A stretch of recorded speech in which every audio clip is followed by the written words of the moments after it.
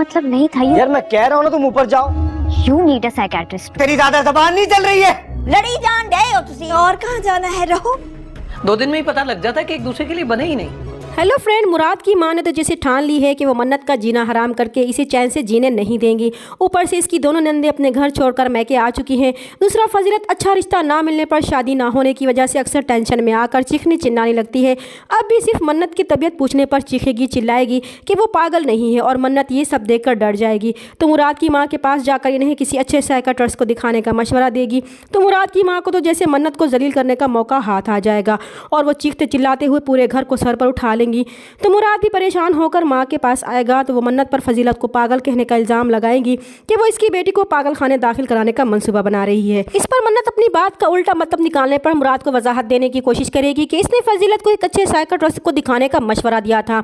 मगर मुराद मन्नत की बात समझने के बजाय माँ को सही समझते हुए मन्नत को नाराज़ी से वहाँ से जाने को कहेगा। तो मन्नत को मुराद के इस रवैये से हैरानी होगी, इसलिए वो भी गुस्से से मुराद को इस लहजे में बात करने पर इसे भी साइकियाट्रिस्ट को दिखाने का ताना देगी कि फजीलत से ज़्यादा इसे साइकियाट्रिस्ट को दिखाने की ज़रूरत है। फिर वो गुस्से से वहाँ से चली जाएगी। दूसरी तरफ मुराद का बहनोई शौकत रज़िया बेगम के मकान पर कब्जे की नीयत से बीवी को उल्टी सीधी पट्टियाँ पढ़ाते हुए झूठी लड़ाई का बहाना बनाकर रहने आ जाएगा ताकि वो बीवी का हिस्सा भी हड़प कर सके। इस पर रज़िया बेगम इनके ड्रामे को सच समझते हुए इन्हें अपने घर रहने की इजाज़त दे देंगी, क्योंकि इन्हें अपनी बेटियों के अलावा कुछ नज़र ही नहीं आता। इन्हें सब बर्दाश्त है सिवाय मन्नत के।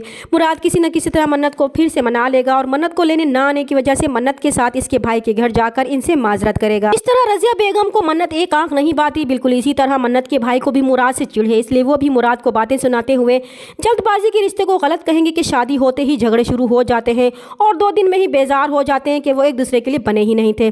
मुराद को उनकी ये बातें नागवार गुजरेंगी तो यहाँ पर सबिया भाभी आकर बात को संभाल लेंगी। चैनल पर नए हैं तो प्लीज़ चैनल को सब्सक्राइब कर दें। मिलते हैं नेक्स्ट वीडियो में, तब तक के लिए अल्लाह हाफिज़।